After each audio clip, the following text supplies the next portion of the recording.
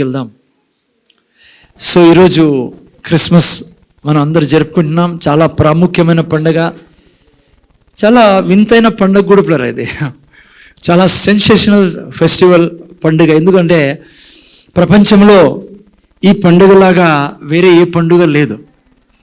ఎందుకంటే ప్రపంచం అంతా మీకు అందరికి తెలిసిన విషయాలే. అందరూ జరుపుకునే పండుగ ఏదన్నా ఉందా అంటే ప్రపంచం అంతా, ప్రపంచవ్యాప్తంగా ఈవెన్ యేసు ప్రభుని తిరస్కరించే రష్యా, చైనా లాంటి దేశాల్లో కూడా ఈ యొక్క పండుగ చాలా ప్రాముఖ్యమైన పండుగ పిల్లరా. తెలియకుండా దాచుకొని చేసుకునే పండుగ ఇది. కొన్ని దేశాల్లో అక్కడ కూడా వాళ్ళు మరి క్రిస్మస్ జరుపుకుంటారు. మరి ఈ పండుగ యొక్క స్పెషాలిటీ ఏమంటే ప్రతి పండుగ అందరూ చేసుకోరు పిల్లరా. లైక్ కొన్ని పండుగలు ఉంటాయి పల్లెల్లోనే చేసుకుంటారు, వేరే పల్లెల్లో చేసుకోరు. కొన్ని పండుగలు ఉంటాయి మన యొక్క పట్టణంలోనే చేసుకుంటారు, కొన్ని రాష్ట్రంలోనే చేసుకుంటారు. మన ఇండియాలో మీరు బాగా చూడొచ్చు అవి. మనం చేసుకునే కొన్ని పండుగలు రాజస్థాన్, ఉత్తరప్రదేశ్, బీహార్ అట్లా చోటు చేసుకోరు. సో అట్లా మన యొక్క వివిధ ఇక్కడే చాలా డిఫరెన్సెస్ మనం చూస్తాం. అయితే క్రిస్మస్ ఎటువంటి పండుగ అంటే బిడ్డ, ప్రపంచం అంతా చేసుకునే పండుగ. అన్ని దేశాల్లో మీరు ఈ పండుగ జరుపుకోవడం చూస్తారు. కొన్ని పండుగలు మన దేశానికి పరిమితం. ఫర్ ఎగ్జాంపుల్ కొన్ని పండుగలు ఉంటాయి లైక్ నెహ్రూ జయంతి, గాంధీ జయంతి, ఇట్లాంటివన్నీ కొన్ని పండుగలు మన దేశంలోనే మాత్రమే చేసుకుంటాం. కానీ క్రిస్మస్ ప్రపంచమంతా అది కూడా ఒకే రోజు చేసుకునే పండుగ. 25వ తేదీ చేసుకునే పండుగ క్రిస్మస్ పండుగ. ఎందుకో తెలుసా? దేవుడు అందరి జీవితం, అందరి దేశాల్లోకి, అందరి ప్రపంచానికి అంతా ఒకే దేవుడు కాబట్టి పరిశుద్ధాత్మ దేవుడు అందరికీ కలిపి ఈ యొక్క పండుగ జరుపుకునే భాగ్యం ఇచ్చాడు. యేసయ్య పుట్టుక జరుపుకునే భాగ్యం ఇచ్చాడు కాబట్టి ప్రపంచం అంతా జరుపుకుంటా ఉండే పండుగ ఇదే.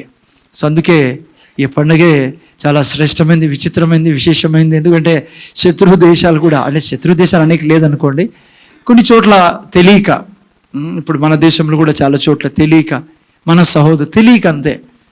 కానీ నాకు చాలా సంతోషం రాలా. నేను వేరే యాంగిల్లో చూస్తాను. మీకు చాలాసార్లు చెప్పే ఈ మాట.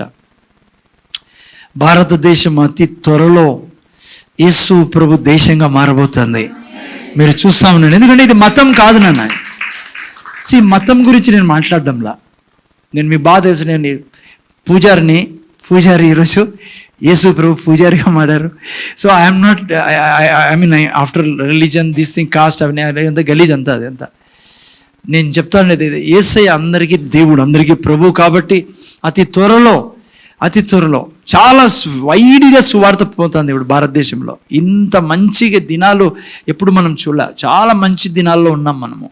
చాలామంది క్రైస్తవులు దీన్ని వేరే విధంగా చూసుకుంటారేమో, కానీ ఐఎమ్ వెరీ హ్యాపీ. ఎస్, కొన్ని ప్రాబ్లమ్స్ ఉన్నాయి. అపోస్తుల టైంలో ఉన్నట్లుగా కొట్టడాలు, తిట్టడాలు, చర్చిలోకి పోవడాలు, అపోజ్ చేయడాలు. కానీ ఇదే టైంలోనే మీరు చూస్తే గత 100 సంవత్సరాల నుంచి జరుగుతుంది. ఏంటిది? యేసు ప్రభు ఎవరు అని కొండల నుంచి అంటారే, ఐ మీన్ హిమాలయ నుంచి, జమ్మూ కాశ్మీర్ నుంచి కేరళ వరకు యేసు ప్రభు ఎవరు అందరికీ తెలియజేయబడుతుంది పిల్లరా. ఏ విధంగా? పౌలు అంటారు కదా, కొంతమంది ఏమంటే తెలుగులో కొందరు భక్తితో సువార్త చెప్తున్నారు, కొంత మిష చేతను, కొంత భక్తి చేత సువార్త. వాళ్ళు ఏం చేస్తున్నారంటే వాళ్ళకి తెలియకుండానే సువార్త చెప్పేస్తున్నారు వేరే విధంగా. సో ఒక్కరోజు పరిశుద్ధాత్మ దేవుని గాలి వీచినప్పుడు అప్పుడు అందరూ యేసు తప్ప ఇంకో ప్రభువు లేడని మన దేశం అంతా ఆయన్ని ఆరాధించబోతుంది, పూజించబోతుంది. ముందర చైర్స్ ఉన్నాయి, ఆ సైడ్లో చైర్స్ ఉన్నాయి, కూర్చోవచ్చు. ఓకే, ఎనియో దేవుని యొక్క వాక్యంలోకి వెళ్దాం. ఆదికాండము 1వ అధ్యాయము 26వ వాక్యం. చాలామంది అనుకుంటారు క్రిస్మస్ రోజు ఏంటి సార్ మీరు ఆదికాండంలో పోతున్నారు? ఈ చర్చలో ఎక్కువ ఆదికాండం 1వ అధ్యాయం 26వ వాక్యం. ఈ చర్చల యొక్క ప్రేమైన వాక్యం ఏంటిమా? ఆదికాండం 1వ అధ్యాయం 26వ వాక్యం. దేవుడు క్రిస్మస్ అర్థం కావాలంటే ఈ వాక్యం అర్థం కావాలా. ఓకే, ఎందుకు క్రిస్మస్ వచ్చింది?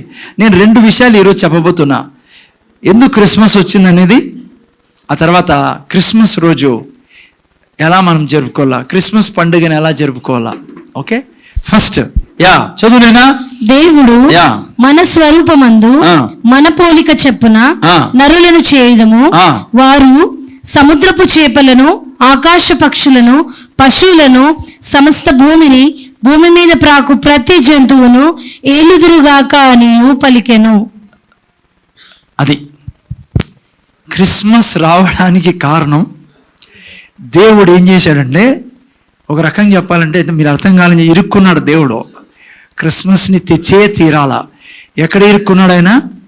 ఎప్పుడైతే ఆయన అన్నాడో ఏలుదురుగాక, దట్స్ ఇట్, ఆడే క్రిస్మస్ ఆరంభమైంది. అది దేవుడు పిల్లరా, బైబిల్ చెప్తుంది, అనేక చోట్ల మీరు చదువుతారు, పరిశుద్ధుడు పరిశుద్ధుడు పరిశుద్ధుడని. ముఖ్యంగా యెషయా గ్రంథం 6:3 మీరు చూస్తే, దేవుడు ఏదైనా చెప్పిన తర్వాత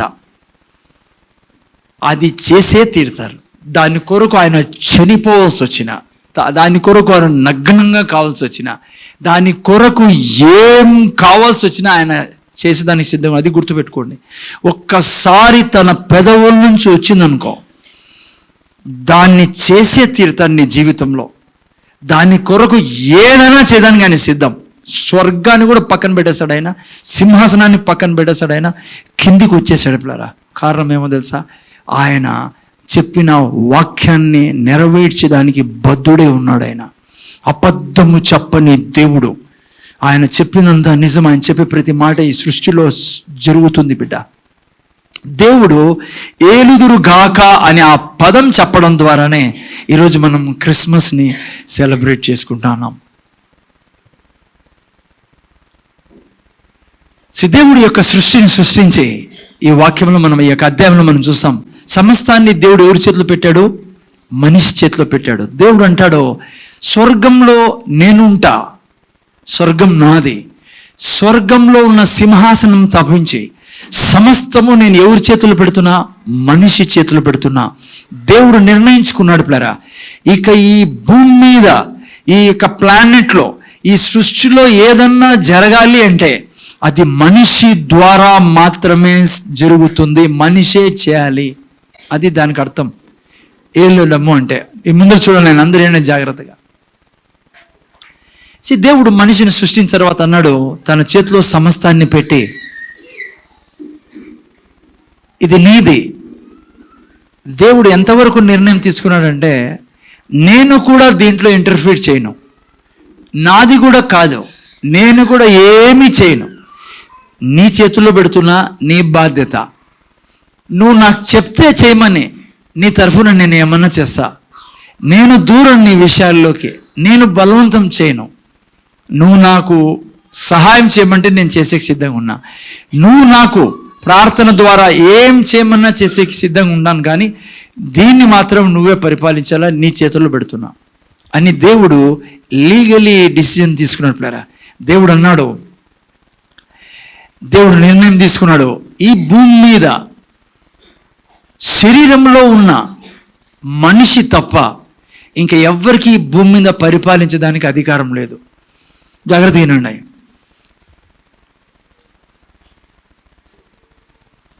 శరీరంలో ఉన్న ఆత్మ తప్పించి ఇంకెవ్వరు ఈ భూమి మీద పరిపాలించడానికి వీలు లేదు లీగలీ. అది దేవుని యొక్క నిర్ణయం పిల్లరా. అర్థమవుతుంది ఏం చెప్తున్నాను? ఈ భూమి మీద మనిషి పరిపాలించాలి. మనిషి ఎవరు? ఆత్మ పిల్లరా. మరి ఏ రూపంగా పరిపాలించాలంటే శరీరంలో ఉండి తీరాల. అందుకే చాలాసార్లు ఓకే డౌట్ క్లియర్ చేస్తారు. చాలాసార్లు అనుకున్నారు, సార్ చనిపోయిన తర్వాత ఆ వ్యక్తి కనపడినాడు, ఈ వ్యక్తి అది అబద్ధం. అది మనిషి చనిపోయిన తర్వాత ఆ ఆత్మ పాతాళానికన్నా వెళ్తుంది, లేకుంటే స్వర్గానికన్నా వెళ్తుంది, ఇంకా మధ్యలో ఉండదు.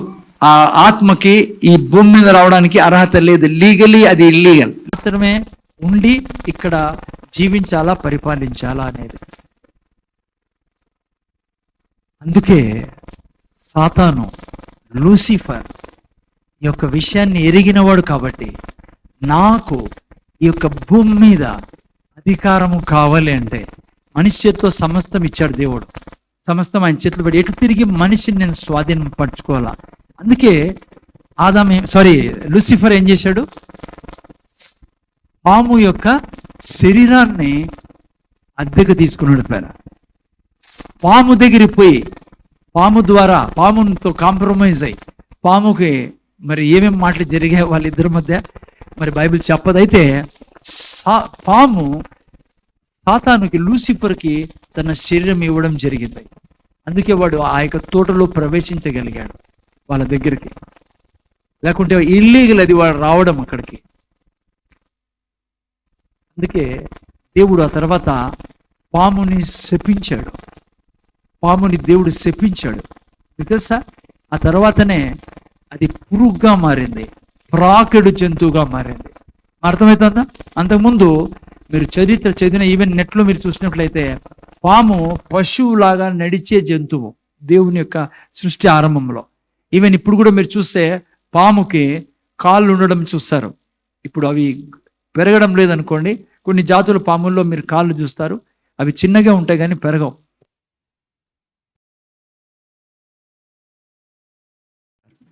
డ్రాగన్ వాళ్ళ యొక్క లైక్ మెయిన్ సింబల్. వాళ్ళు దాని శక్తికి, సమాధానానికి, లేకుంటే రాజరికానికి గుర్తుగా వాళ్ళు దాన్ని దాన్ని ఆచరిస్తారు. ఈవెన్ వాళ్ళ పిల్లలకి అంటారంట, నువ్వు డ్రాగన్ గా కావాలరా అని. ఓకే, చూసేదానికి కాళ్ళు పెట్టింటారు వాళ్ళు, ఎందుకంటే ఒకప్పుడు పాము కాళ్ళు ఉండేటి పిల్లలు. ఓకే, అందుకే దేవుడు శపించాడు పాముని. ఇప్పుడు అందుకే కడుపుతో ప్రాకుతున్నది. ఎందుకు శపించాడు?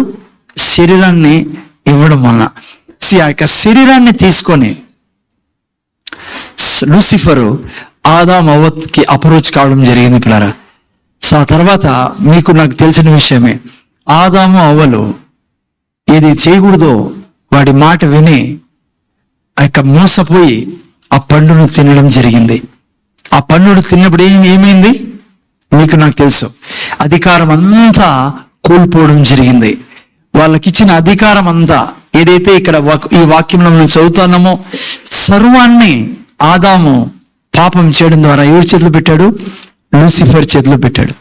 అక్కడ దేవుడు క్రిస్మస్ గురించి డిక్లేర్ చేయడం జరిగింది. ఎక్కడ? 3:15లో, ఇదే అధ్యాయంలో, ఇదే బుక్ లో ఆదికాండం 3:15 చూడండి. అక్కడ రాయబడింది ఏమన్నాడు? మరియు 3:15 పెట్టాలి. ఆయన ఎవరున్నారు స్క్రీన్ మీద? ఆదికాండం 3:15 చదవచ్చు ఎవరన్నా? మరియు నీకును స్త్రీకిని నీ సంతానమునకును ఆమె సంతానమునకు వైరము కలుగజేసేదను, అది నిన్ను తల మీద కొట్టును, నీవు దాన్ని మడిమ మీద కొట్టేదవని చెప్పెను. This is Christmas. సాతానుతో దేవుడు అన్నాడు, సాతానా, ఇల్లీగల్ గా మారావు నువ్వు. సాతాను పాము యొక్క సహాయంతో ఈ యొక్క తోటలో ప్రవేశించి ఆదాము అవ్వను మోసం చేసి నువ్వు వారి యొక్క సమస్త అధికారాన్ని తీసుకున్నావు అని దేవుడు ఏమన్నాడు తెలుసా? ఏమన్నాడు సాతానుతో? Christmas is coming. What is coming? Christmas is coming. It means సాతానుతో దేవుడు అన్నాడు, ఇదిగో నువ్వు ఇల్లీగలీ యొక్క సమస్తాన్ని నీ చేతుల్లో తీసుకున్నావు, నేను లీగలీ రాబోతున్నా. ఈ స్త్రీ ద్వారా, నీ మాదిరి కాదు కానీ ఈ స్త్రీ ద్వారా నేను ఈ లోకంలోనికి రాబోతున్నా. సో క్రిస్మస్ ఎక్కడ దేవుడు డిక్లేర్ చేశాడంటే, పాపం ఎప్పుడు చేశాడో మనిషి, అక్కడే దేవుడు అన్నాడు క్రిస్మస్ రాబోతుంది.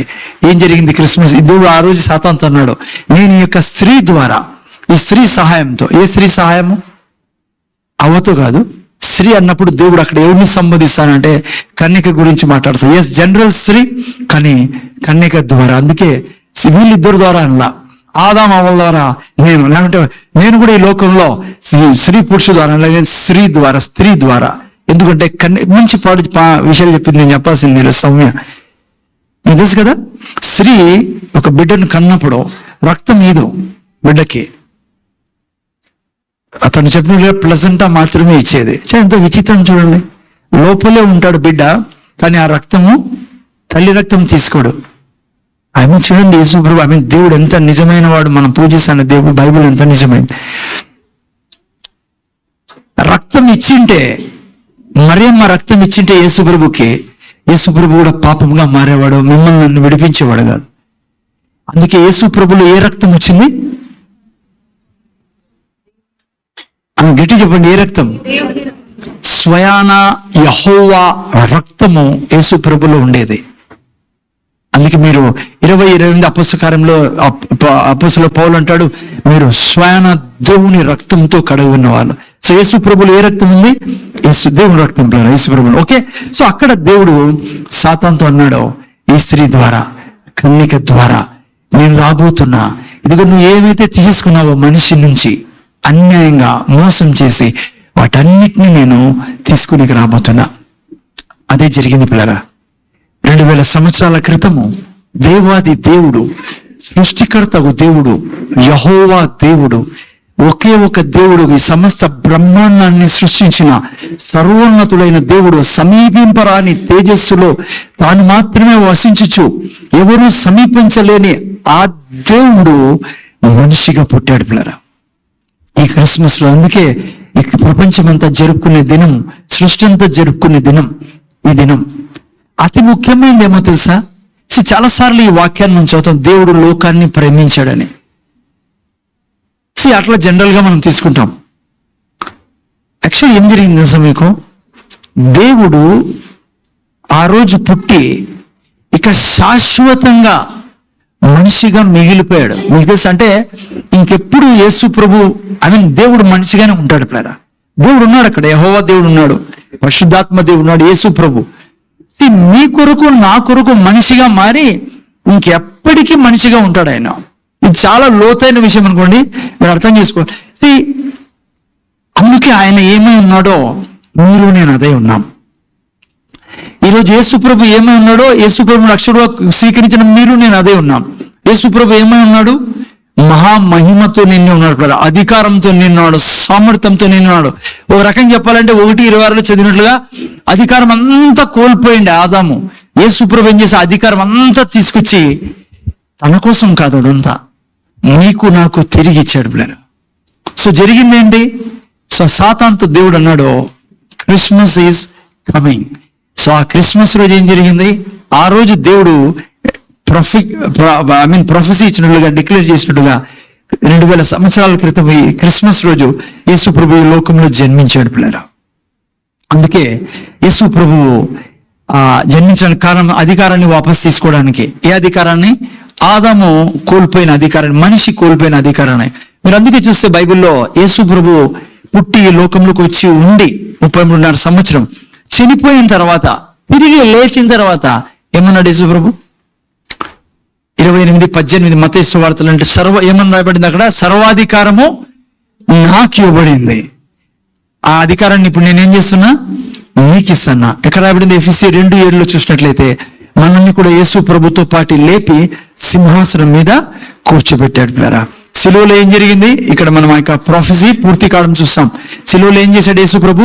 సాతాను యొక్క తలను చిదగొట్ట. తల అంటే ఏంటి అర్థం? అధికారాన్ని గుర్తు పిల్లరా. మనిషి నుంచి తీసుకున్న అధికారం అంతటిని వాపస్ లాక్కుని వాని తలను చెదగొట్టే వాని దగ్గర ఇప్పుడు ఏ అధికారం లేకుండా చేశాడు. ఇప్పుడు జీరోగా చేశాడు పిల్లరా. సాతానికి అధికారం లేదు. అయితే యేసు ప్రభు దగ్గర ఉన్న యేసు ప్రభు సర్వాధికారాన్ని తీసుకొని ఇప్పుడు ఎవరి చేతిలో పెట్టాడు? ఎవరి చేతిలో? మన చేతిలో. మనిషి చేతిలో కాదు, యేసు ప్రభుని రక్షకుడుగా అంగీకరించిన వారి చేతిలో. అందుకే ఎప్పుడు అనుక్షణం ఆనందిస్తాను పిల్లరా. చాలా మంది ఎలక్షన్లు గెలిచిన తర్వాత ఆనందిస్తారు కదా, ఓడిపోయినప్పుడు ఏడుస్తూ ఉంటారు. వాళ్ళు బయట వాళ్ళు అనుకోండి. మీకు నాకు కన్నీరే లేదు మా, మీకు నాకు చెడు లేదు జీవితంలో, మీకు నాకు మోసపోయేది లేదు, మీకు నాకు ఎట్లా ఓటమే లేని బ్రతుకు పిల్లరా మీది నాది. మీరు నేను దైవత్వంలో ప్రవేశిస్తున్నాం, మీలో నాలో దైవత్వం ఉండేది, మరణమే లేని జీవితం మీది నాది. ఇక బ్రతికినంత కాలము అనుక్షణము విజయంలో జీవించే జీవితం మీకు నాకు యేసు ప్రభు ద్వారా లభించినదే. రోగమే లేని జీవితం, బీదరికం లేని జీవితం, యేసయ్య జీవితం మీకు నాకు ఇచ్చినది యేసు ప్రభు వచ్చి ఈ క్రిస్మస్ రోజు.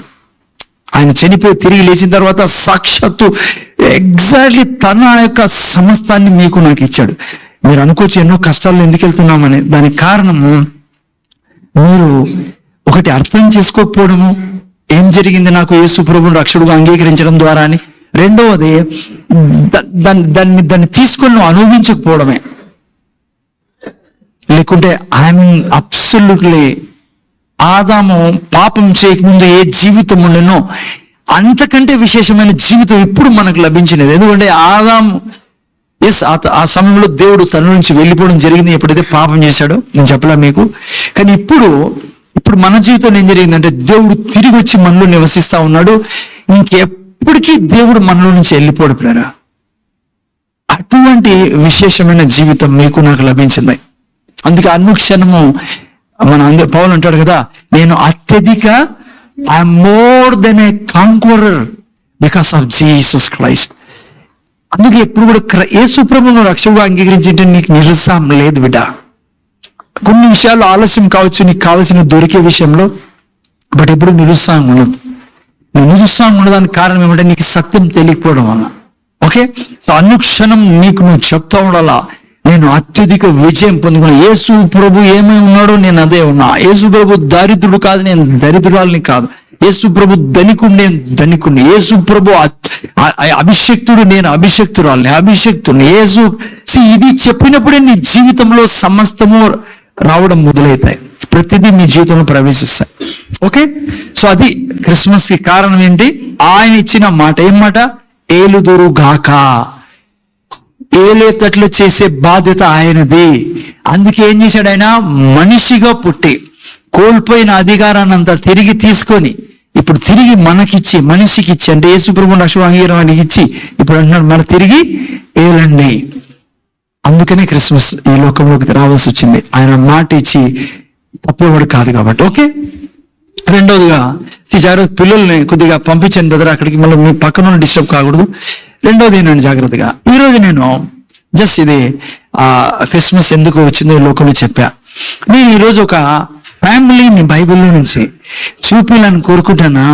క్రిస్మస్ సెలబ్రేట్ చేసుకున్న ఫ్యామిలీ. దీని ద్వారా మీకు నాకు అర్థమయ్యేది ఏంటంటే ఎలా క్రిస్మస్ జరుపుకోవాలా. నేను చెప్తున్నా మీకు, ఏం చెప్పాలా. ఎందుకంటే నాకు తెలిసి మీరు చాలా చాలా మెసేజెస్ వింటా ఉంటారు క్రిస్మస్ గురించి. కొంతమంది ఏళ్ళ నుంచి వింటున్నారు. ఐ మీన్ చాలాసార్లు I said lord you me something different. So అందుకని నాకు మరి దేవుని కృపణాలు ఈ యొక్క ఫ్యామిలీ ద్వారా క్రిస్మస్ చూపించమన్నాడు కాబట్టి నేను ఆ యొక్క వాక్యాన్ని మీ ఉద్యమం తీసుకొస్తా. ఎందుకు తీసుకొస్తానంటే అలాగే క్రిస్మస్ మీరు నేను జరుపుకోవాలా, ఈ కుటుంబంలో జరుపుకున్నట్లుగా. ఇప్పుడు నేను చూపించబోతున్న ఆ కుటుంబం మీకు. ఓకే, ఆ కుటుంబం ఎక్కడ రాయబడిందంటే యోబు గ్రంథం 42వ అధ్యాయం. ఓకే, యోబు గ్రంథం తీయండి. మీలో చాలా మంది అనుకోవచ్చు యోబు గ్రంథం తీపిస్తాడు ఏం సార్, ఆడంతా దుఃఖము, బాధ, రోగము, పీడ. అక్కడాడుంది క్రిస్మస్. నేనా అక్కడాడుంది క్రిస్మస్. సిస్టర్ కింద కూర్చోవాలి ఏంటారా?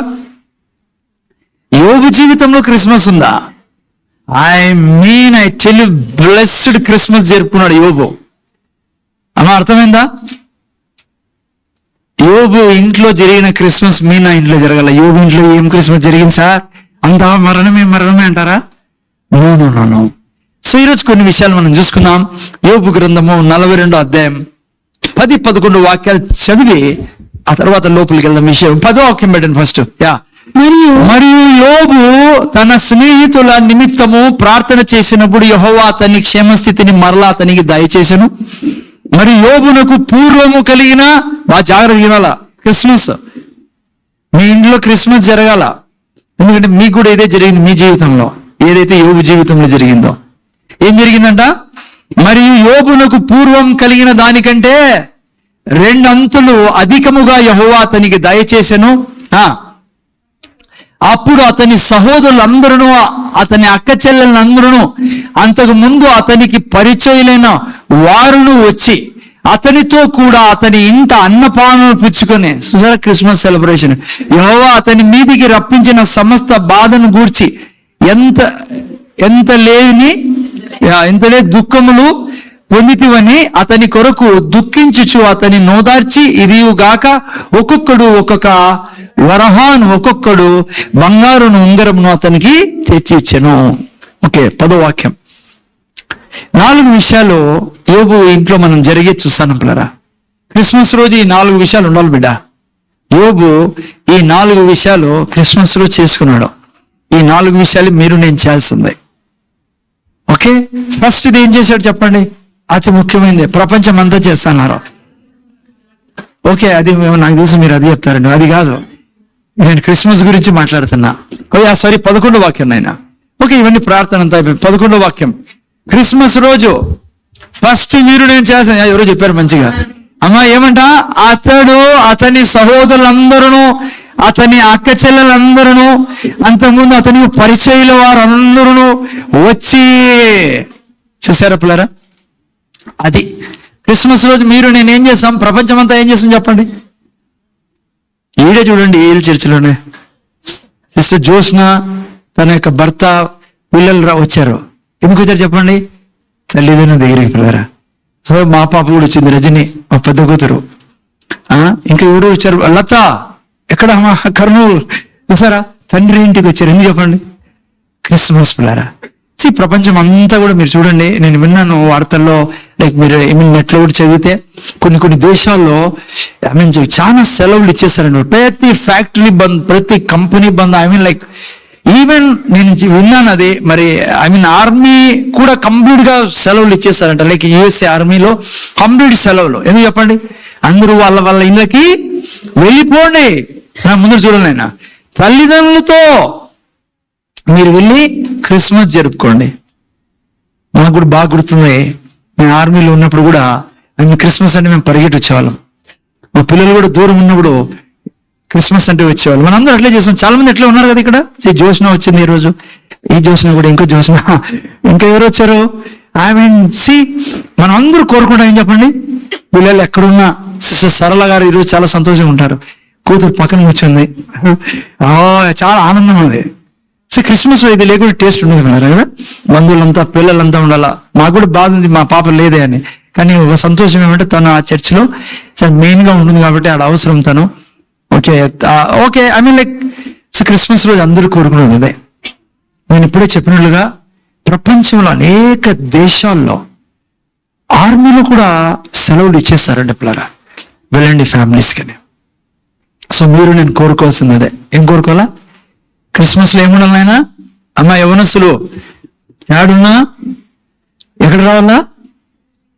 చర్చికి రావాలా, పేరెంట్స్కి రావాలా, చర్చికి రావాలని కూడా అది ఎక్కడున్నా రావాల్సిందే, ఎక్కడైనా పోవాల్సిందే. సో వీళ్ళ ఇంట్లో క్రిస్మస్ కి ఏం చేశాడు? అందరినీ పిలిచాడు. మనం కూడా ఫ్రెండ్స్ని పిలిచామా లేదు ఈరోజు? చాలా మంది పిలిచింటారు. సో మంచిదే, తప్పేం కాదు ఇది. ఓకే, అయితే 4 పాటించాలి, 1 పాటిస్తే కాదు. ఓకే, అందరూ వచ్చారు ఇంట్లో. సెకండ్ ఏం చేస్తారు సార్ క్రిస్మస్ రోజు చెప్పాలా? అన్నపానములు ఏం చేస్తారంటే అక్కడ ఎక్కడ రాయబడింది? అతనితో కూడా అతని ఇంటి అట్లా ఏనైనా అన్నపానములు పుచ్చుకొని. అన్నపానం అంటే సాంబార్ ఇడ్లీ అనుకున్నారు. చారు సాంబార్ చేసినాడు జీవని. నో సార్, ఇదే సార్ ప్రపంచంలో గొప్ప షాపింగ్ బిజినెస్ జరిగేది ఏ నెలలో? ఈ నెలలో పిల్లరా. ఇదే సార్ క్రిస్మస్ ఒకరోజు జరుపుకునేది కాదు. Christmas season. అన్ని పండుగల్లో విశేషం ఎందుకు సార్? క్రిస్మస్ అన్ని ఒకరోజే జరుపుకుంటారు. ఇది క్రిస్మస్ సీజన్ పిల్లరా. నవంబర్ లో మొదలై జనవరి వరకు పోతుంది. మన ఇండియన్ కాంటెక్స్ట్ లో చాలా తక్కువ జరుపుకుంటాం. కానీ పిల్లరా కొన్ని దేశాల్లో నెల తరబడి జరుపుకుంటారు. ఇది ఇక్కడ కూడా అట్లే అనుకోండి. 25వ తేదీ కూడా క్రిస్మస్ చేసుకున్నారు చాలా మంది, నవంబర్ 25.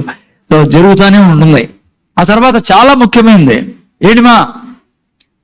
ఏం సిస్టర్, ఏం తెలియనట్లు కూర్చున్నారంతా? మసాలా కలిపి కూర్చారా లేదా? బ్రదర్ మసాలా ఉందా లేదా ఇంట్లో కదా? Biryani, mutton biryani, chicken biryani. ఇక్కడేమో తెలియదు కానీ నార్త్ లో భలే ఎంజాయ్ చేసేవాళ్ళం పిల్లరా. అమ్మ చాలా ఐటమ్స్ ఆడ. ఏమేమి items? Chicken biryani, mutton biryani, పీతల బిర్యానీ, ఆ తర్వాత రొయ్యల biryani, chicken kebab, chicken tikka, kadai chicken, ఇంకా ఏమో నాకు కూడా గుర్తులేదు. నోరు గుర్తాయి. ఏమిగా ఓకే, సో మెనీ థింగ్ నాకు బాగా గుర్తుంది. మా ఫ్రెండ్ ఉండేవాడు బాప్టిస్ట్ చర్చ్ లో అక్కడ ఢిల్లీలో. ప్రతి క్రిస్మస్ అప్పుడు దాదాపు 1-2 సార్లు ఇచ్చాడు అనుకోండి. దుప్పిది మాంసం తెచ్చి ఇచ్చేవాడు. నీళ్ళుగా అంటారు. మొబైల్ ఆఫ్ చేయండి, నేనా మొబైల్ ఆఫ్ చేయండి ప్లీజ్. అయితే దుప్పి మాంసం తీసుకొచ్చేవాడు. నేను నిన్న నెట్లో చూస్తున్నాను కదా, ఏ కంట్రీలో ఏమేమి డిషెస్ వండుతారని. అమెరికాలో టర్కీ వాళ్ళు ఉండేది ఫస్ట్. టర్కీ, ఆ తర్వాత సంథింగ్ చాలా ఐటమ్స్ రాశారు వాళ్ళు. బ్రిటన్, లండన్ లాంటి దేశాల్లో అయితే ఏమంటారు, అడవి పంది అంట వాళ్ళు మెయిన్ గా ఈ పండగకి చేసుకునేది. ఏం పంది? అడవి. ఆస్ట్రేలియా, నేను అన్ని దేశాలు, చాలా మెయిన్ దేశాలు చూశాను. అన్ని దేశాల్లో క్రిస్మస్ రోజు చట్నీ అన్నం ఏడరాయలే, సాంబార్ అన్నం. ఈవెన్ ఇండియాలో నెట్లో చూస్తే ఆ రోజు తెగాల్సిందే. ఎందుకంటే ఈ ఫెస్టివల్ అట్లా అదే. ఈవెన్ బైబిల్ సమయంలో అనేక దేశాల్లో చేసుకునే విధానం ఏవి ఎలా చేసుకుంటాడో మీరు లెక్కేసుకోండి. ఎందుకంటే అన్నపానం అంటే ఏదో అన్నం సాంబార్ అనుకుంటారు. లేదు లేదు, బైబిల్లో మీరు చూస్తే తప్పిపోయిన కుమారుడు తిరిగి వచ్చినప్పుడు ఎట్లా చేసుకున్నారు పండగ. కోవిడ్ కూడా నేను ఆ పేరు ఎత్తలేదు మిమ్మల్ని, ఇక్కడ ఎత్తడం మంచిది కాదు. ఓకే, వేరే దేశాలు అంతా ఎంజాయ్ చేస్తారు ఈ సమయంలో. సో మీరు నేనేం చేసుకోవాలా? ఖచ్చితంగా ఏముండాలా? వెజిటేరియన్కి చాలా బాధ కలిగించే మాట కదా ఇది. అయినా పని మీకు తగ్గట్టుగా ఏదో పన్నీర్ గిన్నీరు చేయించుకోండి. మొత్తానికి మాత్రము తెగాల్సిందే నేను ఆ రోజు.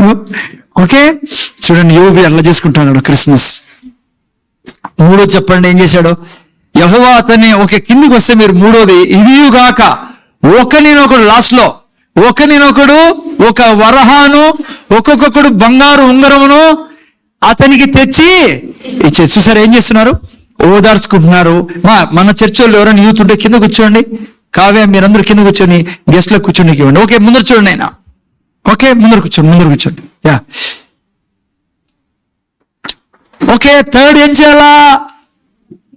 సిస్టర్ ఏమన్నా ఇచ్చారా? దేవరాజ్ సిస్టర్ మూర్తి బెదర్కి పోనీ, మూర్తి బెదర్ మీరేమన్నా ఇచ్చారా? నేనే ఏమీ లేదు, మీరేమి ఇస్తారు పాపం కదా. ఇక ఇండియన్ కాంటెక్స్ట్ లో కొద్దిగా ఇక్కడ కూడా గిఫ్ట్స్ ఇస్తారు. నాకు చెప్పకూడదు కానీ పాపం కొంతమంది నేను గిఫ్ట్ పంపించారు.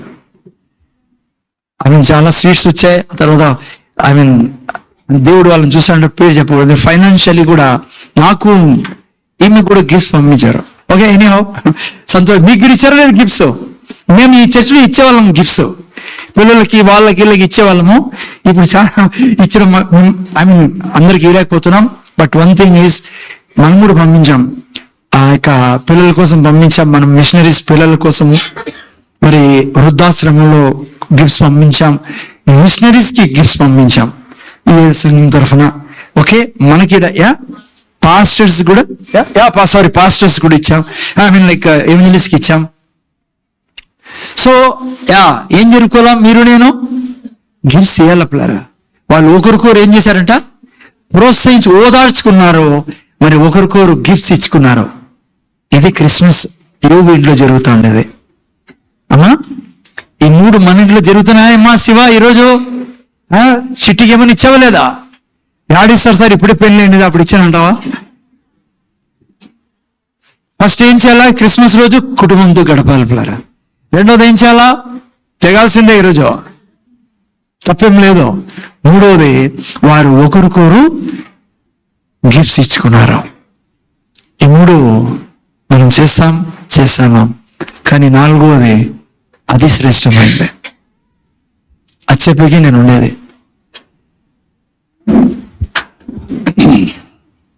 అది చెప్పి ముగిస్తాయి సర్వీస్ జల్దీ. నాలుగోది చాలా ప్రాముఖ్యమైనది, చాలా ముఖ్యమైనది కూడా. ఇది లేకుంటే నీ ఇంట్లో క్రిస్మస్కి వాల్యూ ఉండదురా. అది క్రిస్మసే కాదు. ఈ మూడు మంచివి.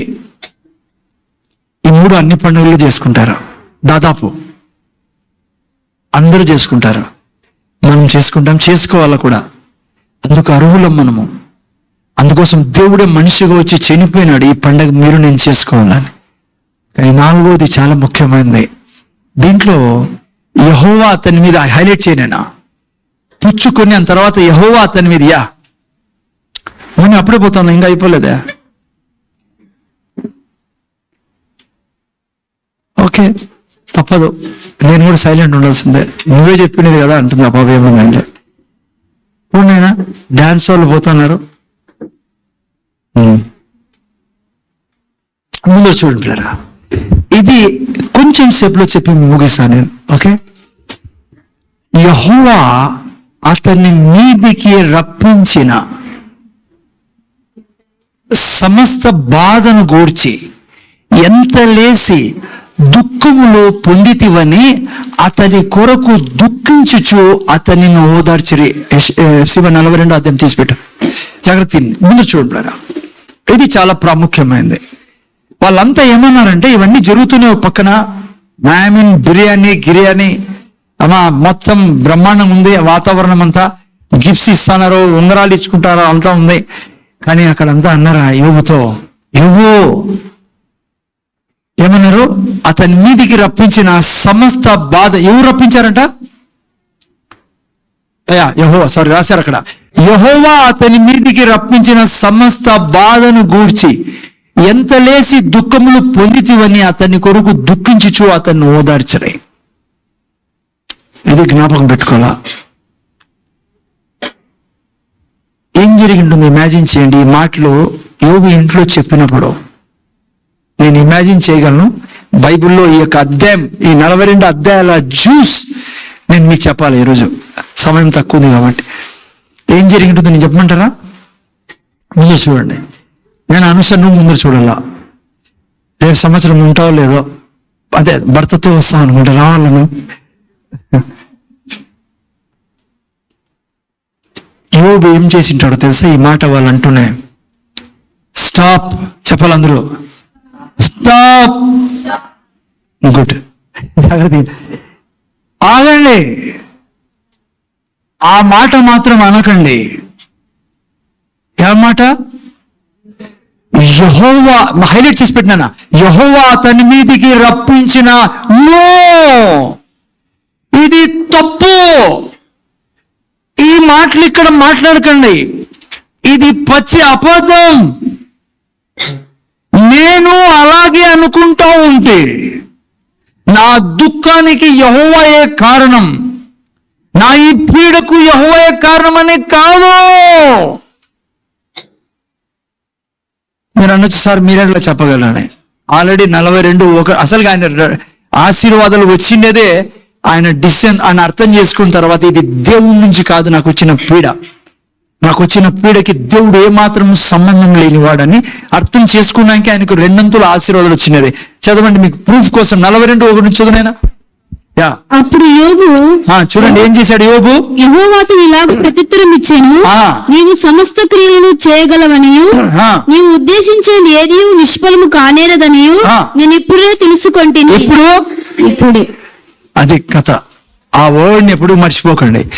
నేను ఇప్పుడే తెలుసుకుంటే నీవు సమస్త క్రియను చేయగలవు, నీవు ఉద్దేశించినది ఏది నిష్ఫలం కానేదని నేను ఇప్పుడు తెలుసుకుంటుని. ఆ తర్వాత చదివేసే నేను జ్ఞానం లేని మాటల చేత, జ్ఞానం లేని మాటల చేత ఆలోచన నిరర్థకం చేయువాడెవడు, వీడెవడు. ఓకే, వీడెవడు. ఆ తర్వాత అలాగున వివేచన లేనివాడనైన నేను, వివేచన లేనివాడనైన నేను ఏమీ నెరగక నా బుద్ధికి మించిన సంగతులను గూర్చి మాట్లాడి తిని నేను మాట్లాడగోరుచున్నాను, దయచేసి నా మాటను ఆలకింపుము. ఒక సంగతి నిన్ను అడిగేదని దాన్ని నాకు తెలియజెప్పుము.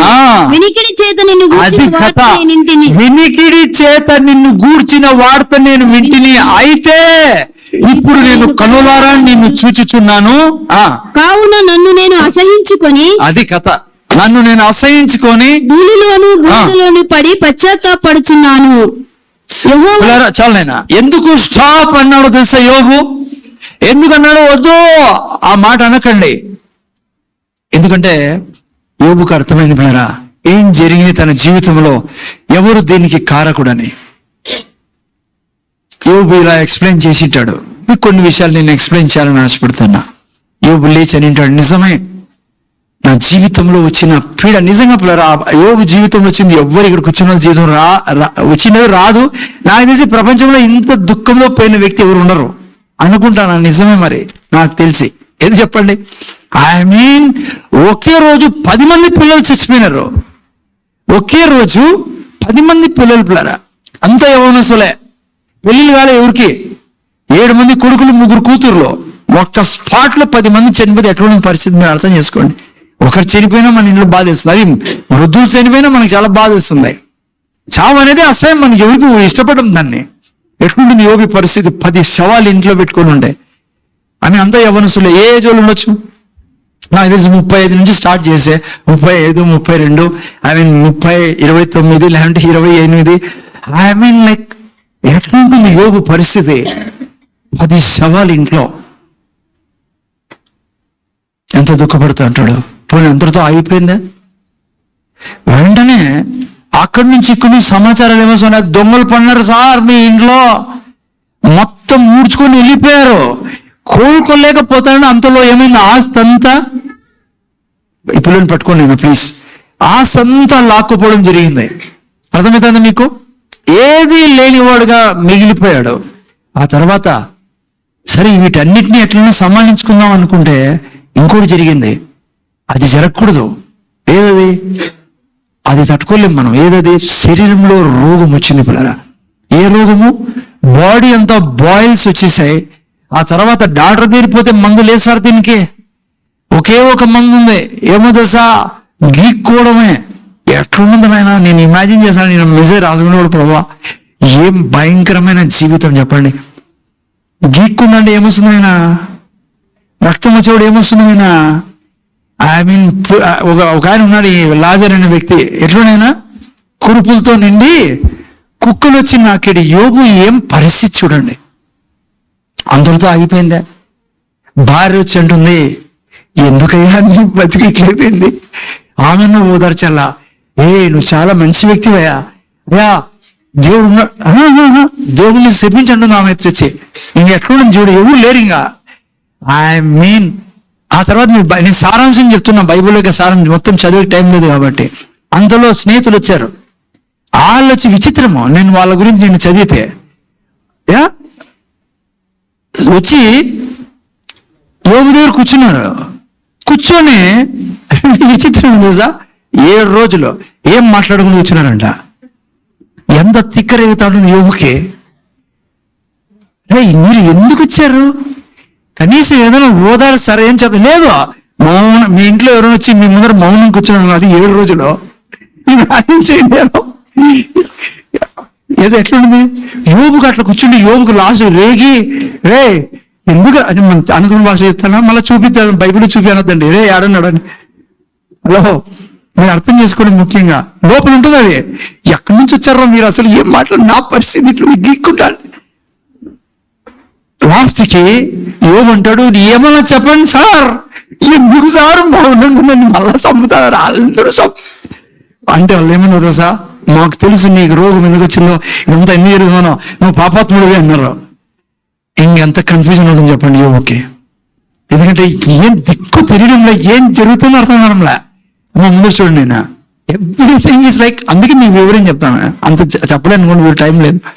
ఐ మీన్ అంతవరకు బాగున్న యోగుకి ఎంత రేగిందంటే, యోగు కూడా ఇష్టానుసారం మాట్లాడడం మొదలుపెట్టేశాడు. దేవుణ్ణి రైట్ లెఫ్ట్ తీసుకున్నాడు, ఫ్రెండ్స్ ని, ఐ మీన్ కన్ఫర్మ్ అందరూ ఆ టైపు.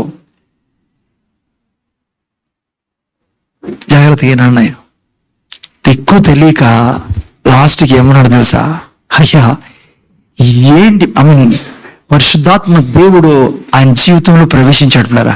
అసలు ఇంకో మాట చెప్తున్నా, పరిశుద్ధాత్ముడు ఎప్పుడు మనతో ఉంటాడు బిడ్డ, ఎప్పుడు మాట్లాడుతూ ఉంటాడు. మనం ఐ మీన్ ఆయన విడిచిపెట్టాడు మనల్ని, మనం తీసుకోము యోబులాగా.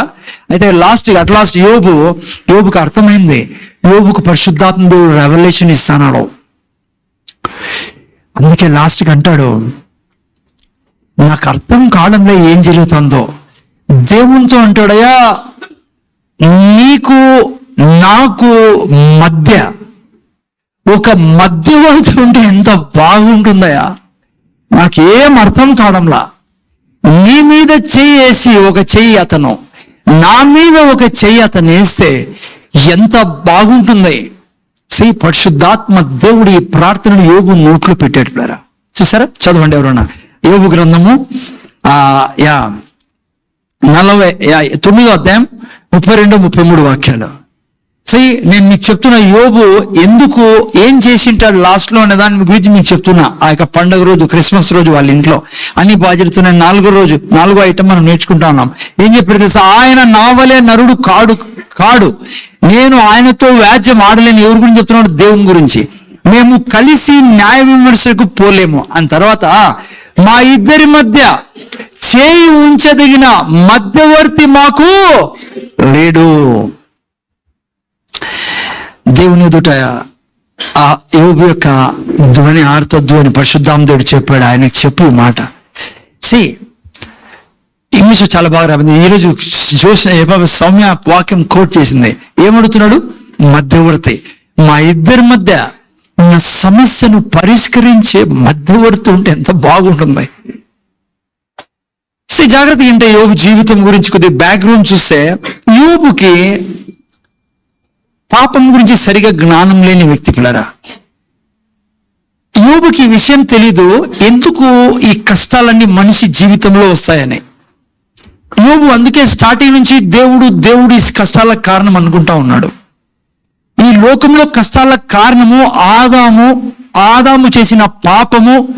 ఆ తర్వాత పాపం మనలో రావడం ద్వారా, పాపం ఈ లోకంలో ప్రవేశించడం ద్వారా మరణం ఈ లోకంలో ప్రవేశించి ఈ యొక్క పీడ, మనిషిలో ఉండే పీడ కారణము పాపం అనేది అర్థం కాలే యోబుకే.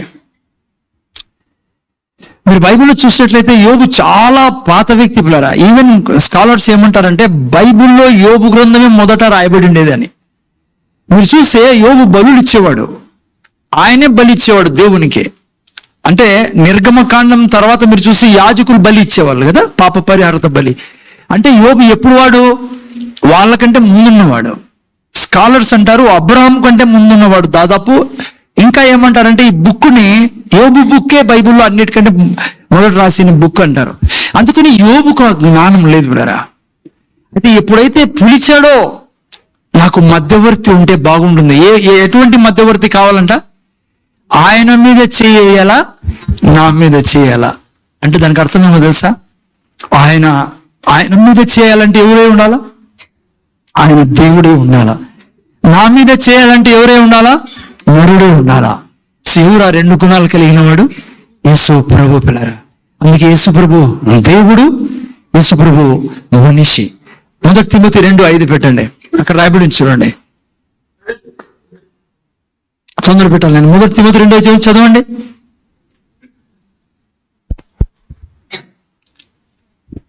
చూసారు ఏం రావడం? అది చూడండి, ఇక్కడ దేవుడు ఒక్కడే, దేవునికి నరులకును మధ్యవర్తి ఒకడే, ఆయన క్రీస్తును నరుడు. అంతవరకు ఆ వ్యక్తికి అర్థం కాల ఎందుకు ఈ పీడకు కారణం ఏంటి, నష్టానికి కారణం ఏంటి, దరిద్రానికి యొక్క ప్రపంచంలో ఉన్న చెడంతా నా మీదకి వచ్చి పడింది. కారణం ఏమో తెలుసా? యేసు ప్రభు తన జీవితంలో లేకపోవడం. ఈరోజు మీకు మాట చెప్తున్నా, క్రిస్మస్ రోజు నువ్వు వచ్చి ఉన్నావు, నీ జీవితంలో యేసు ప్రభు రక్షకుడుగా లేకుండా మాత్రం బిడ్డ, ఈ సృష్టిలో దేవుడు కాదు నేను బాధ పెట్టినది.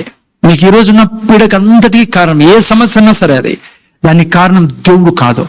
దేవునికి నువ్వు చాలా ఇష్టం, దేవునికి నువ్వు ప్రియుడివి, దేవుణ్ణే నిన్ను కన్నది, లోకంలో పంపించిన ఆయన. కారణం ఏమో తెలుసా? యేసు ప్రభు నీ జీవితంలో లేకపోవడం. ఎందుకంటే యేసు ప్రభు ఎందుకు వచ్చాడు తెలుసా? ఈ క్రిస్మస్ రోజు దేవుణ్ణి మనిషిని కలిపేదానికి. ఎలా కలుపుతాడు? ఆయన మీద ఒక చేయాలా, మన మీద ఒక చేయాలా. అలా చేయాలంటే ఏం చేయాలా? మనం ఆయనతో కలుసుకోవాలి అంటే మనలో ఉన్న పాపాన్ని తీసేయాలా. మనలో ఉన్న పాపాన్ని తీసేయాలంటే ఆయనలో పాపం ఉండకూడదు. ఆయన దేవుని మీద చేయాలంటే ఆయన దేవుడే ఉండాలా. యేసు ప్రభు దేవుడు, ఎందుకంటే దేవునికి పుట్టి ఉన్నాడు కాబట్టి. అందుకే కన్యక గర్భం చాలా ముఖ్యం మనకి. అందుకే దాని మీద చాలా అటాక్ జరుగుతూ ఉంటుంది అప్పుడప్పుడు తెలియక. నేను ఎవరో లైక్ కన్యక ఎట్లా పుడతారు సార్, ఎట్లా పుడతారు? విచిత్రమైన మాటలు.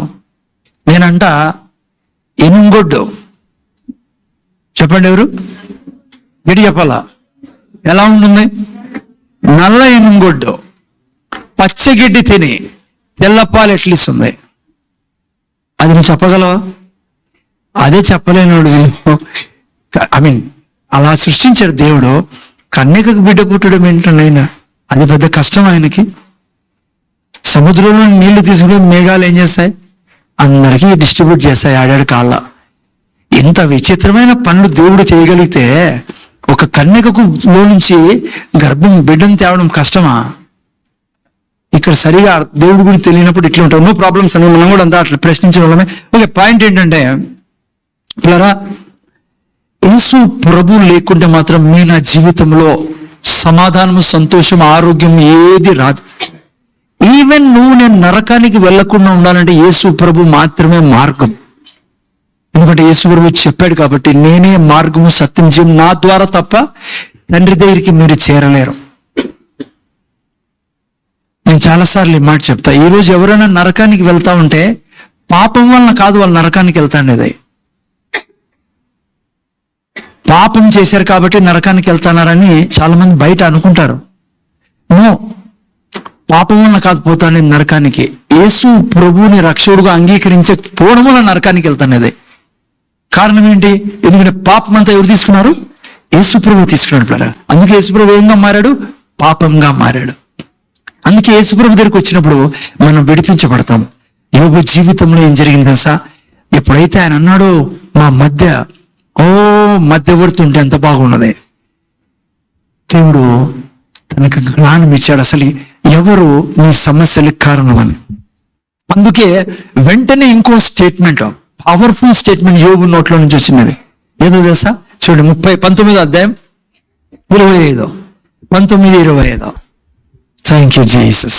ఎప్పుడైతే మధ్యవర్తి గురించి తను తెలుసుకున్నాడో 25వ వాక్యం చదవండి. అయితే నా విమోచకుడు సజీవుడనియు తరువాత ఆయన భూమి మీద నిలుచుననియు నేను ఎరుగుదును. చూసారా? ఎప్పుడైతే మధ్యవర్తి గురించి తను పరిశుద్ధాత్మ బయలుపరిచాడో, దేవుణ్ణి పిలిచాడో, వెంటనే ఆ మాట ఏ మాట అన్నాడు? నా విమోచకుడు సజీవుడు. జాగ్రత్తగా వినంటారా? కొంచెం సేపే, నేను ఎక్కువ టైం తీసుకున్నా. ఈ యొక్క విమోచకుడు అనే పదం చాలా పవర్ఫుల్ పదం పిల్లరా. ఇంగ్లీష్ లో మీకు రిడీమర్ అని ఉంటుంది, కొన్ని వర్షన్స్ లో కిన్స్ రిడీమర్ అని ఉంటుంది. ఓకే, ఈ యొక్క రిడీమర్ ని మీరు ఆ యొక్క పదం గురించి మీరు ఈవెన్ నెట్ లో వేసినా కూడా హీబ్రూ బైబుల్లో మీకు ఏం రాబడి ఉంటుందంటే రిడీమర్ అనే పదంకి బోవెల్, BOWEL అనే దానికి అర్థం ఏంటంటే విమోచకుడు, రక్షకుడు, బంధు విమోచకుడు అని తెలుగులో రాయబడి. నెట్లో మీరు చూడొచ్చు, ఇంటికి పోయి. రెడీమర్, కిన్స్ మ్యాన్ రెడీమర్ అంటారు కొన్ని బైబిల్స్ లో, ఇంగ్లీష్ లో చూస్తే. మీకు మన ఇండియాలో ఇది నాకు తెలిసి ఈ యొక్క ఇది లేదు, కానీ యూదుల్లో కానీ ఆ కాలంలో ప్రజల్లో ఈ యొక్క విమోచకుడు అనేవాడు ఉండేవాడు. బంధు విమోచకుడు అని ఆ యొక్క ప్రత ఏమంటుంది దాని యొక్క ఉండేది. అది ఆ యొక్క లైక్ ఆచారం ఉండేది అనమాట. ఉదాహరణకి సపోజ్ ఎవరన్నా అప్పుల్లో పోయినప్పుడు పాతకాలంలో ఏం చేసేవాళ్ళంటే అప్పులు కట్టుకోకుంటే వాళ్ళని దాసులుగా తీసుకెళ్లేవాళ్ళు. సో ఈ యొక్క విమోచకుడు అంటే బంధు విమోచకుడు ఏం చేసేవాడంటే వాళ్ళని విడిపించుకునేవాడు డబ్బు కట్టి. ఈ రిడీమర్ అనే పదం చాలా ముఖ్యమైన పదం, జాగ్రత్తగా వినండి. ఈ రిడీమరే మీకు బైబిల్లో ఒకసారి చాలా చదువుతాం. ఎక్కడ? విమోచకుడు, బోయాజు, రూత్ జీవితంలో. ఓకే, ఇప్పుడు ఏంటండి జాగ్రత్తగా. ఈ యొక్క రిడీమర్ లేకుంటే విమోచకునికి 3 గుణాలు ఉండాలా. ఏ గుణాలంటే, ఒకటి తను బంధువై ఉండాలా. నువ్వు విమోచించాలంటే ఏమై ఉండాలా? రక్త సంబంధికుడే ఉండాలా, ఒకటి గుణం. రెండవది, ఈ వ్యక్తి గొప్ప ధనికుడే ఉండాలా. మూడవది, ఈ వ్యక్తి విడిపించడానికి అంగీకరించాలా, ఓకే, ఇష్టపడాలా. మీరు చూస్తే అందుకే బోయాజు రూతు జీవితంలో మీరు చూసినప్పుడు నయోమి ఏమంటుంది రూతుతో?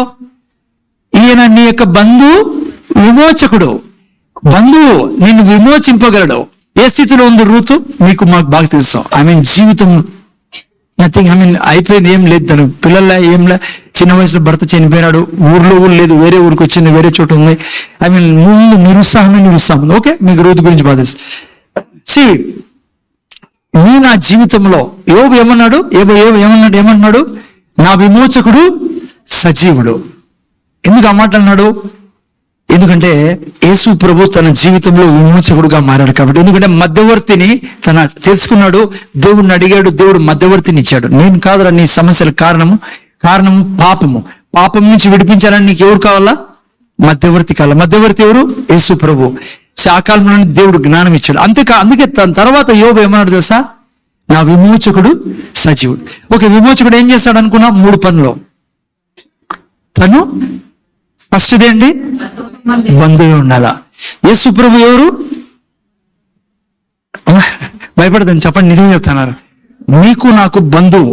ఏ రకంగా మీకు నాకు బంధువు? ఆయన కూడా మనిషి కాబట్టి, నేను మనుషులం కాబట్టి. మీకు తెలుసా? మీరు అనొచ్చు, మా బంధువు ఎట్లేదా సార్, మేము ఫలానా వాళ్ళము, మేము కాపురం లేండి, కొంతమంది కమ్ములు, ఇవన్నీ మనం పెట్టుకునేది పిల్లరా.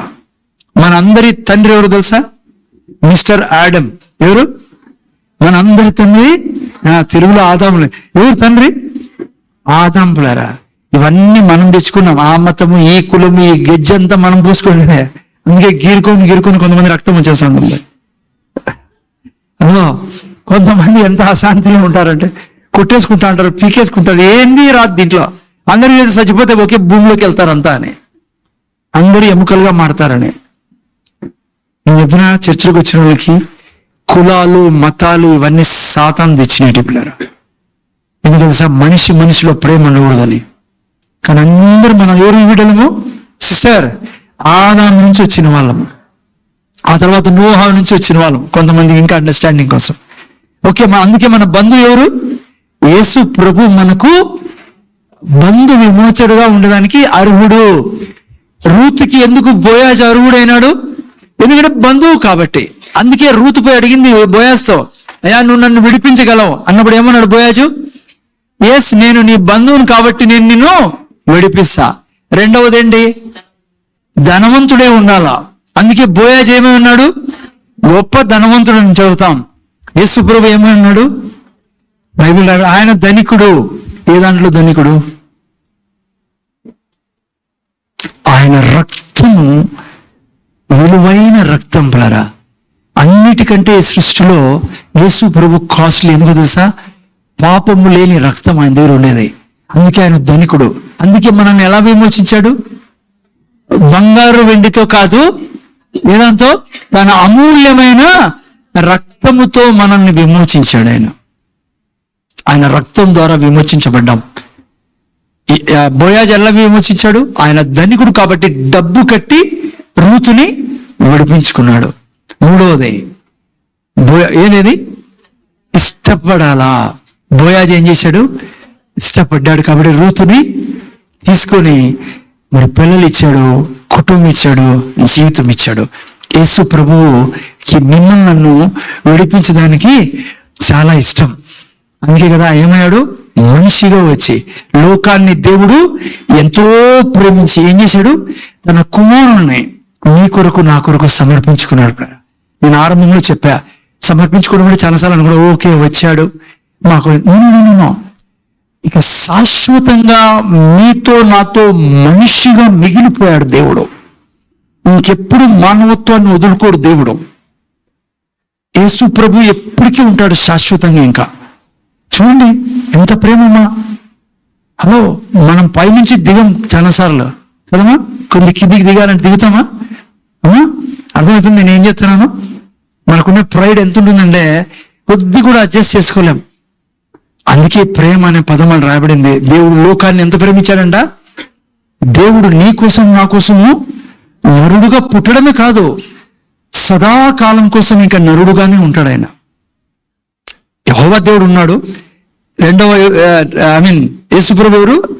త్రిత్వంలో రెండవ వాడు. దేవుడు మనతో మనిషిగా ఉంటాడు. అందుకే 1000 ఏళ్ల పరిపాలన మన రాజు ఎవరు? యేసు ప్రభు. యుగ యుగాలు మనం ఎవరితో ఉంటాం? యేసు ప్రభు రాజ్యంలో ఆయన రాజుగా ఉంటాడు. సో ఈ విధంగా అందుకే యోబు అన్నాడు. ఓకే, యోబు ఏమని అంటాడు ఇప్పుడు? ఇవేం మాటలు చెప్పాడు పిల్లరా యోబు. ఎలా సార్ అంటే మీ యొక్క మొత్తం 42 అధ్యాయాల సారాంశం అది. అదే 42 అధ్యాయంలో మొదటి 2-3 వాక్యాలు మీకు చదివించా. ఏమన్నాడు యోబు? మొదటి వాక్యంలో, ఇప్పుడు నాకు అర్థమవుతుంది. ఏమర్థమైంది సార్ నీకు? ఇంతవరకు నువ్వు అంటాంటివి దేవుడే సమస్తం అని చేసి నీ కష్టాలు తెచ్చినదని. కాదు. కారణం ఏమంటా కష్టాలకు? పాపం. కారణం ఎవరు? ఆదాము చేసిన పాపం వలన మరణం వచ్చాను. మరణం వలన ఆ యొక్క పాపము మనుషుల్లో వ్యాపించి 5-12 రోమిల పత్రిక అందరికీ మరణం తెచ్చింది. యోబుకు అప్పుడు అర్థమైంది. ఆ తర్వాత ఏమైనాడు? నా విమోచకుడు సజీవుడు. ఎప్పుడైతే యేసు ప్రభుని ఆయన దేవుని ద్వారా వచ్చే ఆ యొక్క మధ్యవర్తిని అర్థం చేసుకున్నాడో, ఆ తర్వాత ఆయన జీవితంలో పశ్చాత్తాపడి, నీ తరఫున కాదు స్వామి, నువ్వు కాదు పీడించే దేవుడు అని జాగ్రత్తకినండి, నువ్వు నన్ను దీవించే దేవుడు. అందుకే 2 అంతలు ఆయనకి ఇవ్వడం జరిగింది. పిల్లలు ఎంతమంది వచ్చారు? మళ్ళా డబల్ ఇచ్చాడు పిల్లలు. దేవుడు అతనికి ఆస్తిని డబల్ ఇచ్చాడు. జాగ్రత్తగానండి, ముగిస్తాను. జస్ట్ 2 minutes ముందు చూడండి. ఆ రోజు అదే జరిగింది వాళ్ళ ఇంట్లో క్రిస్మస్ లో. అన్నీ ఉన్నాయి, బంధువులు వచ్చారు, స్నేహితులు వచ్చారు, చక్కగా ముందు చూడైనా భోంచేస్తా ఉన్నారు, అన్నీ జరుగుతున్నాయి. హలో, గిఫ్ట్లు ఇచ్చి పుచ్చుకుంటున్నారు. కానీ అక్కడ వాళ్ళ హృదయాల్లో సరైన జ్ఞానం లేక దేవుడే సమస్త పీడకు కారణము, చెడు కారణం అనుకుని కూర్చొని ఉన్నారు అక్కడ. నువ్వు నేను క్రిస్మస్ ఎలా జరుపుకోవాలి తెలుసా? నీ దగ్గరికి వచ్చిన వాళ్ళకి నువ్వు సువార్త చెప్పేవాడే ఉండాలా. ఏం సువార్త చెప్తావు? వాళ్ళకి చెప్పాలా, బిడ ఈ లోకంలో ఉండే కష్టాలు, సమస్యలు, పీడ, మరణానికి కారణము దేవుడు కాదు. ఈ లోకంలో ఉండే పీడకు కారణము, రోగాల కారణము, బీదరికానికి కారణము పాపము. యేసు ప్రభు ఎందుకు వచ్చాడో తెలుసా? దేవుణ్ణి మనల్ని కలిపేదానికి, ఆ పాపాన్ని తీసివేసి దేవుణ్ణిలో ఉన్న పరిశుద్ధతను, దేవుణ్ణిలో ఉన్న దీవెనను, ఆరోగ్యాన్ని, మేలులన్నీ, స్వర్గాన్ని మనకి ఇచ్చేదానికి వచ్చాడని చెప్పాలా. అదే నిజమైన క్రిస్మస్. వాళ్ళకి చెప్పాలా, యేసు ప్రభువు శాశ్వతమైన విమోచకుడు. ఆయన తప్ప నీ నా జీవితంలో పాపం నుంచి విడుదల చేసేవాడు కానీ, పీడ నుంచి విడుదల చేసేవాడు ఇంకెవ్వరు లేరు. ఆయన మాత్రమే రక్షకుడు అనే సువార్త నువ్వు నేను చెప్పినప్పుడే రియల్ క్రిస్మస్ పిల్లరా. లేకుంటే వచ్చి తినేస్తారు, మంచి తప్పేం లేదు, బంధువులు, స్నేహితులు అన్ని బాగుంటాయి. అదే హృదయంతో వాళ్ళు వెళ్ళారనుకో, ఏ హృదయంతో? దేవుడే సమస్తం చేస్తాడన్నది నా తలరాత, ఆయన రాసింది ఎవరు తప్పించుకుంటారా? ఆయన చేసిందే. నో. దేవుడు మనిషిని ఎంత ప్రేమిస్తాడంటే ఏ పీడలో మనిషి పడకుండా ఉండాలని దేవుని కోరిక. అందుకే తొందరలో యేసు ప్రభు రాబోతున్నాడు బిడ్డ. ర్యాప్చర్ జరగబోతుంది, ఎత్తబడుతుపోతున్నాం. మీకు తెలుసా ఏం జరుగుతుందో ఎండింగ్ లో? కొత్త వాళ్ళు ఎవరైనా వచ్చింది అర్థం చేసుకోండి. ఇట్లాగే ఉన్నది ప్రపంచం. త్వరలో యేసు ప్రభు రాబోతున్నాడు. మొదటిసారి వచ్చాడు, రెండోసారి రాబోతున్నాడు. వచ్చి తనను రక్షకుడుగా అంగీకరించిన వారందరినీ తనతో తీసుకెళ్లిపోయి స్వర్గంలో ఉంచుతాడు ఆయన. అంతేకాదు, ఈ యుగ సమాప్తి కాబోతోంది. ఈ భూమి తీసేస్తాడు దేవుడు, ఆకాశాన్ని తీసేస్తాడు, సమస్తాన్ని తొలగించి కొత్త ఆకాశాన్ని, కొత్త భూమిని స్థాపించి ఈ సృష్టిలో తిరిగి ఎవరైతే యేసు ప్రభువును రక్షకుడుగా అంగీకరించారో వారందరినీ తీసుకొస్తాడు. ఈ భూమిని పెట్టి వారందరూ మళ్ళీ పాపం లేని, రోగం లేని, శాపం లేని ఆనందకరమైన జీవితం దేవునితో కలిసి జీవిస్తారు. అయితే ఎవరైతే రక్షణ లేకుండా ఉన్నారో, పాపంతోనే ఉన్నారో, వారు పాపములోనే ఒకవేళ చనిపోతే వారు నరకంలో ఎల్లప్పుడూ పోవాల్సి వస్తుంది.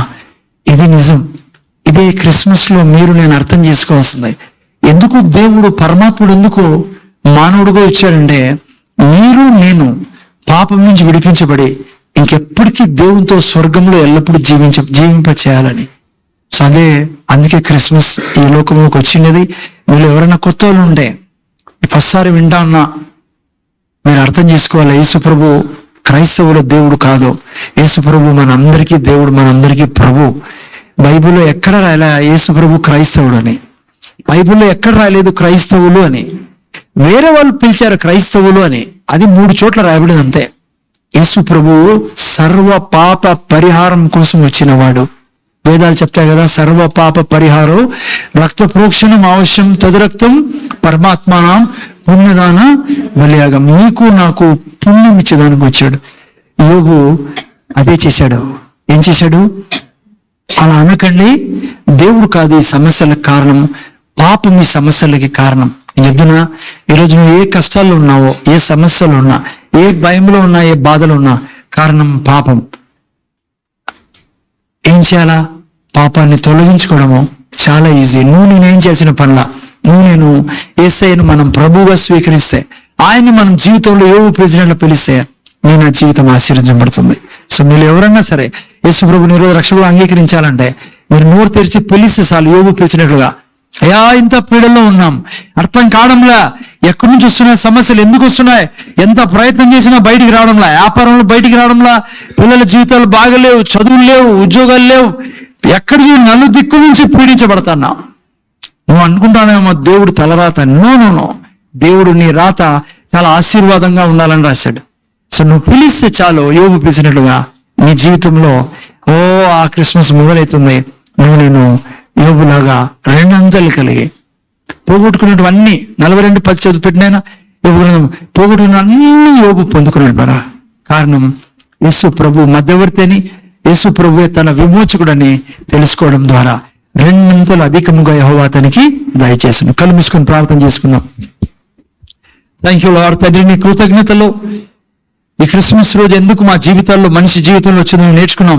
ఇదేదో ఆచారం కాదు, ఇది దేవుని ప్రణాళిక తండ్రి. ఆ రోజు ఆ సాతానుతో నువ్వు ఛాలెంజ్ చేసినట్లుగా క్రిస్మస్ రాబోతోందని, నువ్వు 2000 సంవత్సరాల క్రితం ఈ లోకానికి వచ్చి నీ యొక్క వాక్యాన్ని నెరవేర్చావు. అంతేకాకుండా స్వామి, ఈరోజు యోబు జీవితంలో మేము నిజమైన క్రిస్మస్ యోబు జరుపుకున్నాడు. ఆ రోజు మా ఇళ్లలో అదే జరగాల. ఇప్పుడు బంధువులు వచ్చారు, వాళ్ళకి భోజనం పెడతాం, వాళ్ళకి గిఫ్ట్స్ ఇస్తాం, వాళ్ళతో మంచిగా ఉంటాం. కానీ దాంతో సరిపోతాయి. మేము వాళ్ళ విమోచకుడు గురించి, మన విమోచకుడు గురించి చెప్పాలి తండ్రి. అందరూ ఆ పని చేసే సహాయం చేయమని బిడ్డలు మీ చేతుల్లో పెడుతూ ఈ మా ప్రార్థన యేసుక్రీస్తు వేడుకొచ్చున్నాం తండ్రి. ఆమేన్. ఆఫరింగ్.